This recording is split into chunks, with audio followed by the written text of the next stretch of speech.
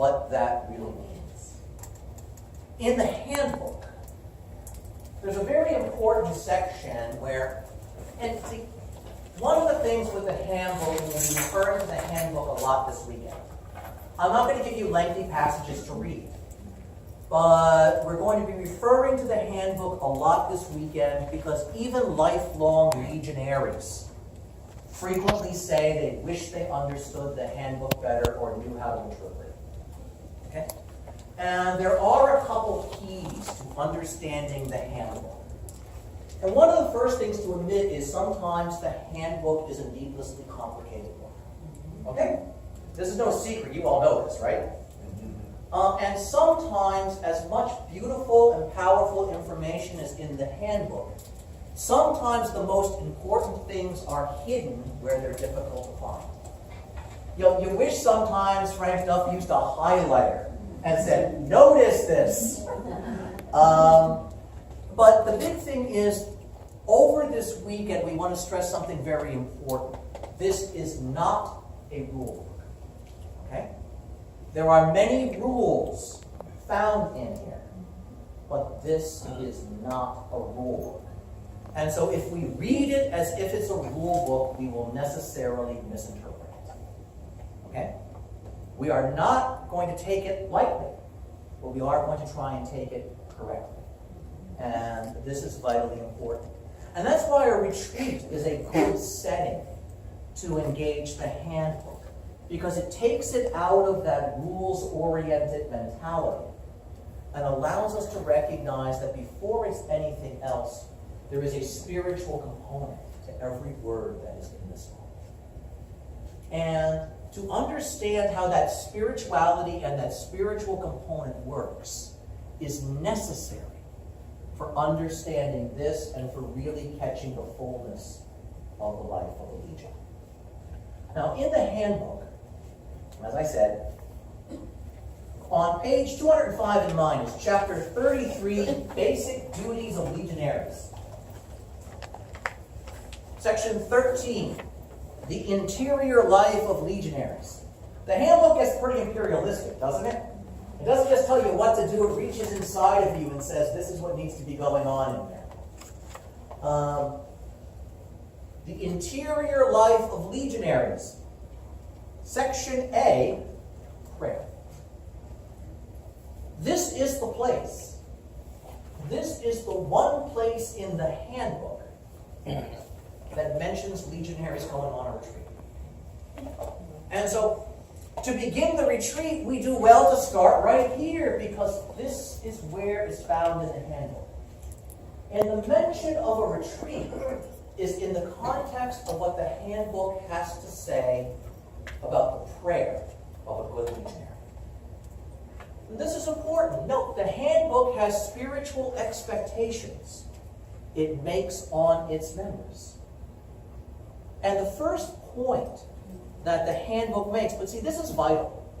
This is vital because this is the kind of thing we want to attend to for our growth. And nothing that is said in this section in the handbook is profound in the sense of being unique to a legion. Okay? This is actually classic spiritual advice that the Catholic Church and good spiritual directors have given their people for centuries. Unfortunately, in the modern age, we've lost that kind of depth of spiritual conversation. And so sometimes we lose sight of how to put the basic pieces together. Okay?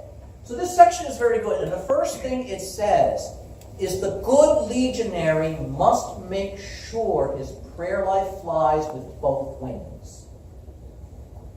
A bird flying with only one wing is not going to get very far, will it? And the two wings of prayer, both of which are necessary, are public prayer, private prayer. In the modern world, this is important because we have many shallow Catholics who show up to Mass on Sunday. They do the public part of their obligation, but that's all they do. You see them in your parishes, don't you? It's not that they don't come. It's not that they do nothing.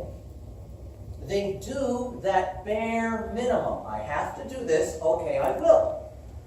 That's not bad that they do that, but something is missing because nothing else is going on. Okay? As important as the Mass is, it can't be the only thing in our spiritual life.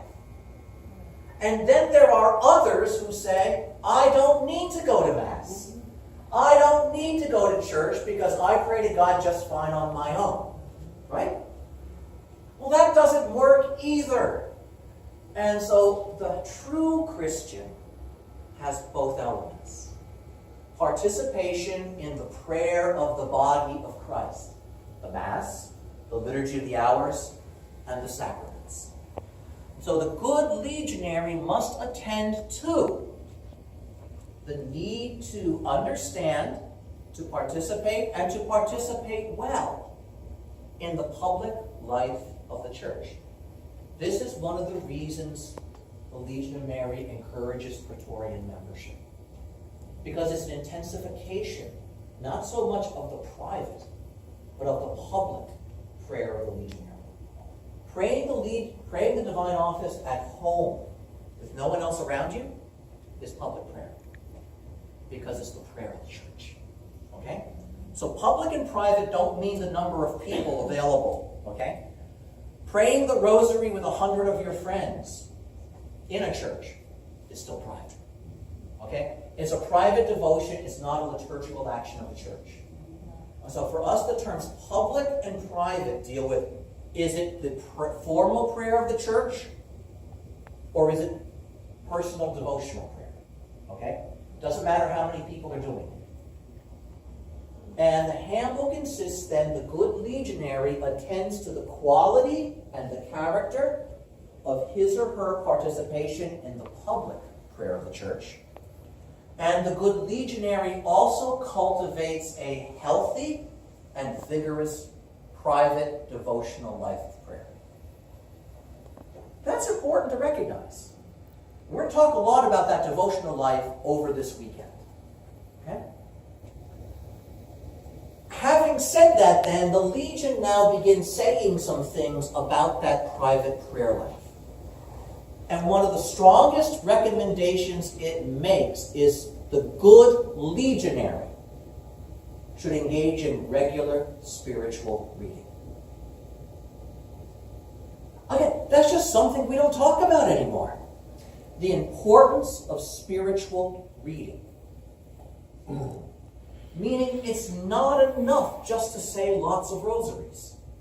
It's not enough to do lots of litanies and lots of novenas. There's a sense that the healthy spiritual life, and the church has taught this from the beginning, the healthy spiritual life must be nourished